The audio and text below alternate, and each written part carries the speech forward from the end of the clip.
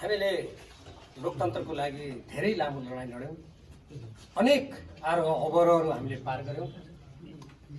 संविधान सभाबाट नेपालको संविधान निर्माण भइसकेपछि अब उपरान्त कसैले पनि लोकतन्त्रमाथि धावा बोल्ने छैन। नेपाल राजनीतिक स्थायित्वका साथ आफ्नो स्वाधीनता, स्वतन्त्रता, अखण्डतालाई सुदृढ बनाउँदै जनताको समृद्धि हासिल गर्नेछ भनेर हामी सबैले अपेक्षा गर्यौँ, आकांक्षा राख्छौँ। निर्वाचनमा हामीले तदनुरूपको घोषणा जारी गर्यौँ।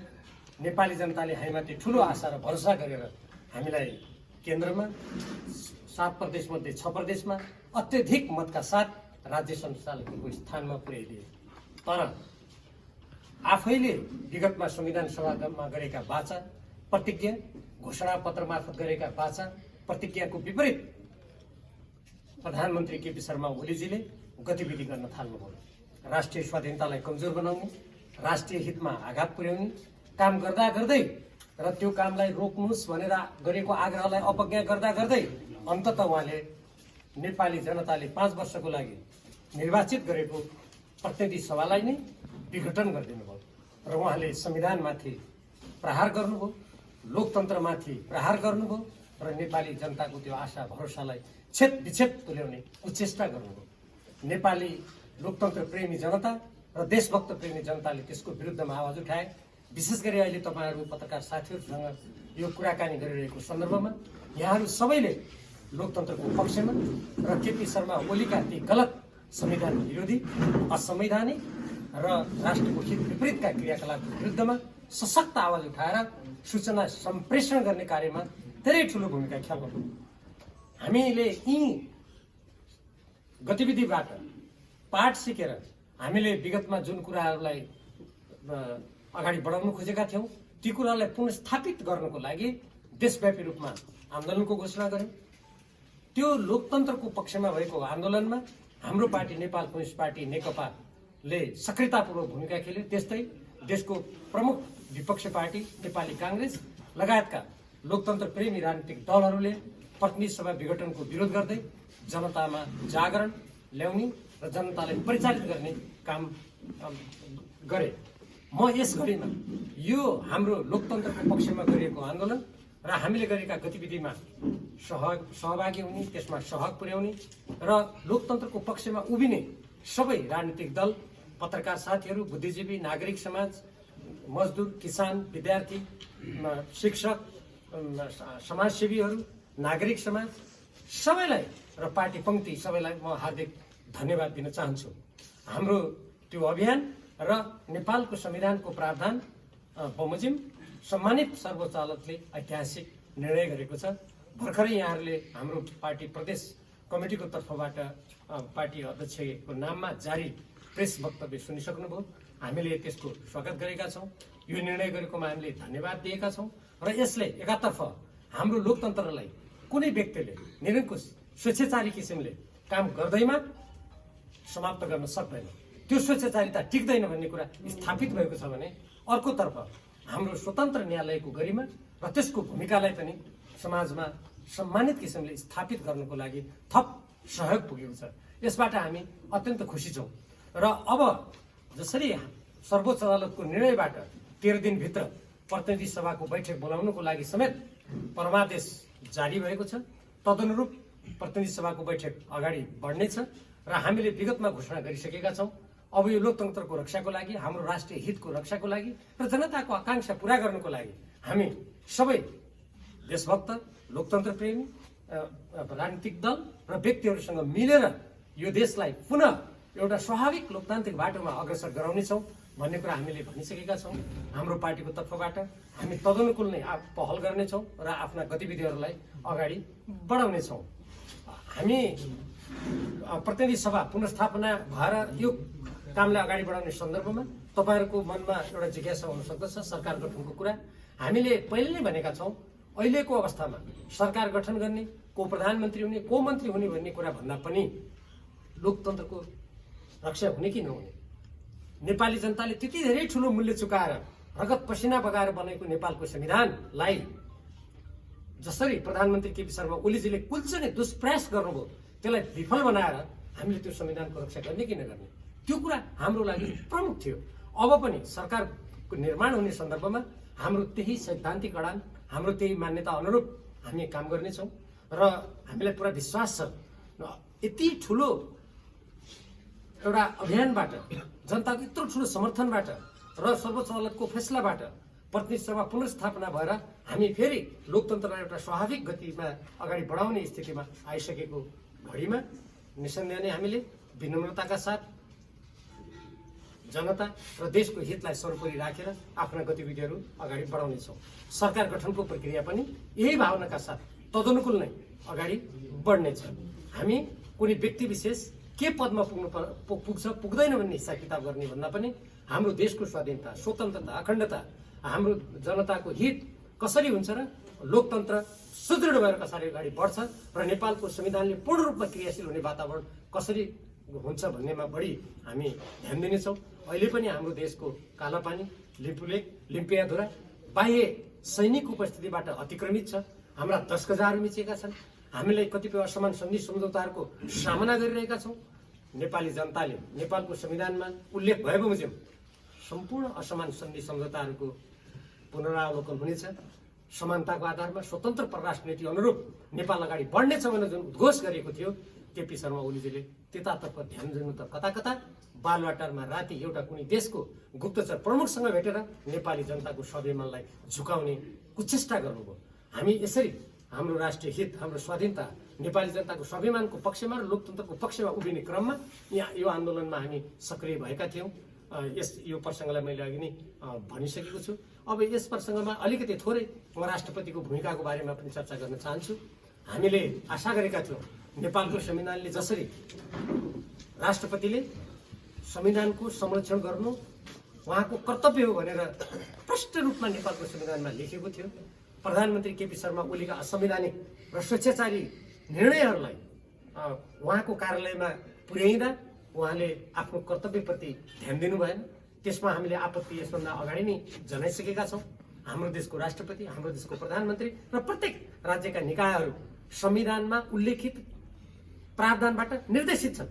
कुनै पनि व्यक्ति संविधानभन्दा माथि हुन सक्दैन र कुनै पनि व्यक्तिको हित राष्ट्रिय हितभन्दा माथि हुन सक्दैन भन्ने मान्यताबाट नै हामीले प्रतिनिधि सभा विघटनको विरुद्धमा आफ्ना आवाजहरूलाई सशक्त बनाएका थियौँ।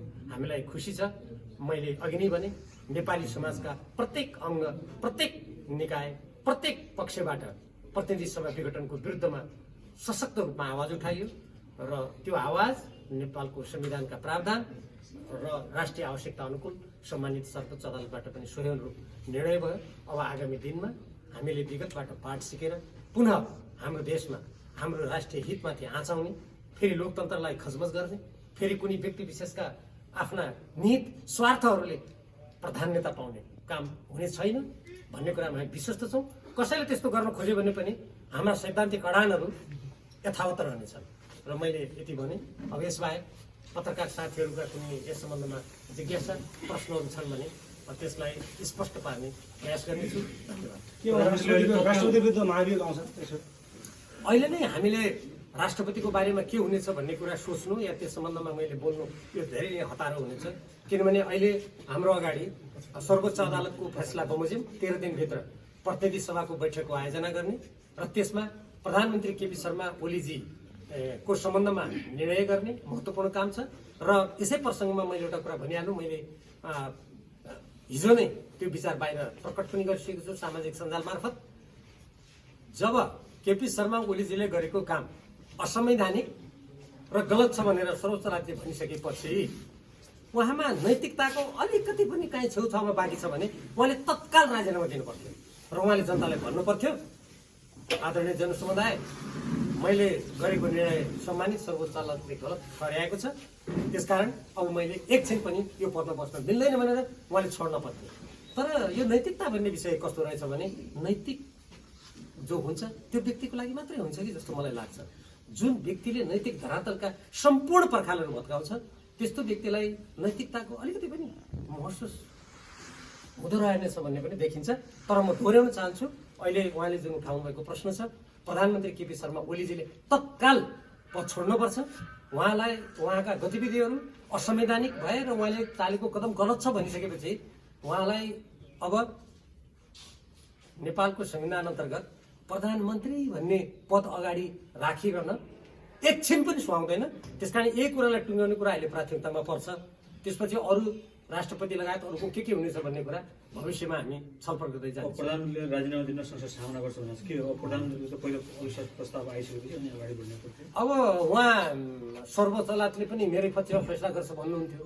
उहाँका अनुयायीहरू हाम्रो त सेटिङ छ, सेटिङबाट हामी सबै चिज गेटिङ गर्छौँ भन्थे, सबै चिज प्राप्त गर्छु भन्थे। त उहाँका भनाइहरू त न ती संविधान सम्मत छन्, न राजनीतिक नैतिकता अनुकूल छन्, न ती राष्ट्र जनताको आवश्यकता अनुकूल छन्। त्यसकारण उहाँ सामना गर्ने भएपछि सामना गर्नुहोस्। र जुन प्रतिनिधि सभालाई उहाँले विघटन गर्नुभएको थियो त्यो प्रतिनिधि सभा आइसकेको छ, मलाई विश्वास छ त्यो प्रतिनिधि सभाले उहाँलाई यथोचित रूपमा दण्डित गर्छ। प्रधानमन्त्री को भन्छ त? तपाईँहरूकै दलबाट बन्छ कि काङ्ग्रेसबाट?